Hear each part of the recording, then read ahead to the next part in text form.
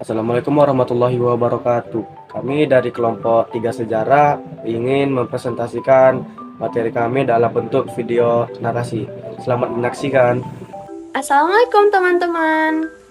Bayangin kalau kita hidup di zaman dulu, masih bisa nggak ya kita hidup tanpa TikTok dan kopi kekinian? Tapi di balik itu semua, ada satu peristiwa yang mengubah segalanya, yaitu Perang Diponegoro. Di sini saya akan menjelaskan latar belakang Perang Diponegoro. Tak terlepas dari keinginan rakyat Indonesia, khususnya Pulau Jawa, untuk lepas dari kesenangan penjajah Belanda. Perang Diponegoro juga menjadi salah satu pertempuran terbesar yang pernah dialami oleh Belanda selama kedudukannya di Indonesia. Perang Diponegoro yang juga dikenal dengan Perang Jawa atau dalam bahasa Inggris disebut dengan The Java War dan dalam bahasa Belandanya disebut dengan The Java Oorlog, merupakan perang besar dan berlangsung selama 5 tahun, dari tahun 1825 hingga 1830 di Pulau Jawa. Nah, perang ini merupakan salah satu pertempuran terbesar yang pernah dialami oleh Belanda selama masa pendudukannya di Nusantara. Perang ini melibatkan pasukan Belanda di bawah pimpinan Jenderal Hendrik Marcus de Klok yang berusaha meredam perlawanan rakyat Jawa di bawah pimpinan Pangeran Diponegoro. Akibat dari perang ini, penduduk Jawa yang tewas mencapai sekitar 200.000 jiwa. Sementara korban tewas di pihak Belanda berjumlah 8.000 tentara Belanda serta 7.000 serdadu pribumi. Selanjutnya dijelasin oleh saya.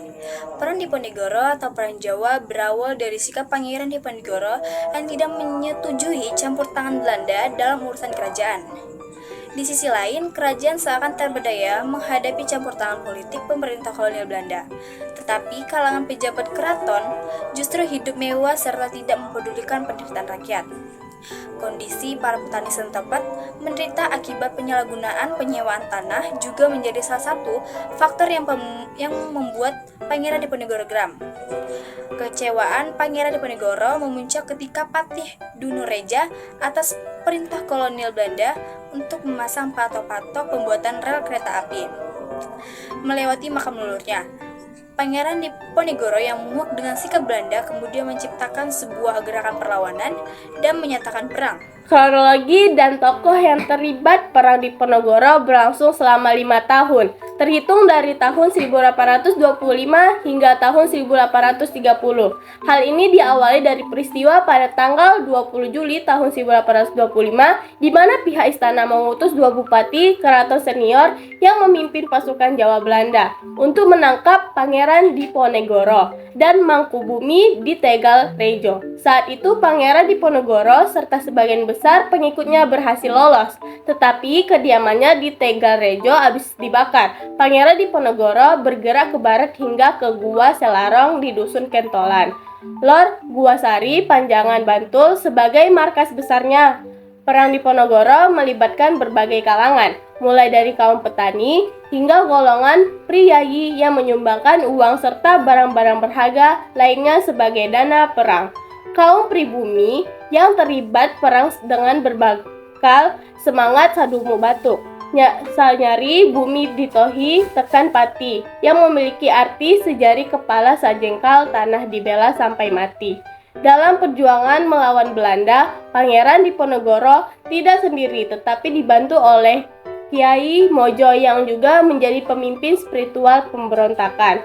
Pangeran Diponegoro juga berkoordinasi dengan ISKS Pakubuwana serta Raden Tumenggung Prawirodigodoyo, seorang bupati Gagatan. Hanya dalam waktu 3 minggu serta penyerbuan Tegal Rejo, pasukan Diponegoro sudah dapat melakukan penyerangan dan berhasil menduduki Keraton Yogyakarta. Keberhasilan ini disusul dengan kemenangan di beberapa daerah pada tahun-tahun awal berkorbannya Perang Diponegoro. Pergerakan pun meluas ke daerah Banyumas, Kedu, Pekalongan, Semarang, dan Rembang. Kemudian ke arah timur mencapai Madiun, Magetan, Kediri, dan sekitarnya. Meluasnya gerakan perlawanan yang dicetuskan Pangeran Diponegoro tersebut mampu menggerakkan kekuatan di seluruh Jawa. Nah, selama perang, Pangeran Diponegoro menerapkan strategi perang gerilya dan perang atrisi penjemuan. Pada puncak peperangan di tahun 1827, Belanda mengerahkan lebih dari 23 orang serdadu yang menjadi sebuah hal yang belum pernah terjadi sebelumnya. Bagi Belanda, Perang Diponegoro merupakan perang terbuka dengan mengarahkan berbagai jenis pasukan, mulai dari pasukan infanteri, kavaleri, serta artileri yang berlangsung sangat sengit. Di tahun yang sama, pasukan Belanda melakukan penyerangan terhadap Diponegoro dengan menggunakan sistem benteng, sehingga pasukan Diponegoro terjepit. Pada tahun 1829, Kiai Mojo ditangkap oleh Belanda. Menyusul kemudian Pangeran Mangkubumi dan Alibasa Sentot Prawirodirjo menyerahkan diri kepada Belanda.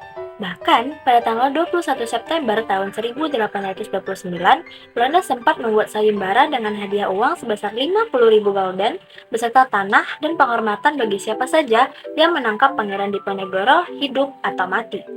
Menyadari posisinya yang semakin lemah, akhirnya Pangeran Diponegoro setuju untuk bertemu dengan utusan Jenderal de Kock, yaitu Kolonel Jean Baptiste Clarence.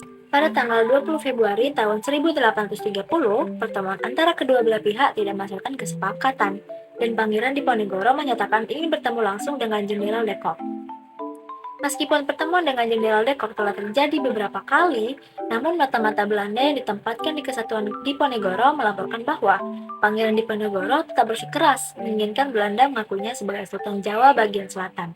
Hingga akhirnya pada tanggal 25 Maret tahun 1830, Jenderal de Kock memerintahkan Letnan Kolonel Louis de Ferrand dan Mayor F.V. Michaelis untuk mempersiapkan perlengkapan militer dan merencanakan penangkapan Diponegoro. Pada tanggal 28 Maret tahun 1830, Jenderal de Kock berhasil menjepit pasukan Diponegoro di Magelang.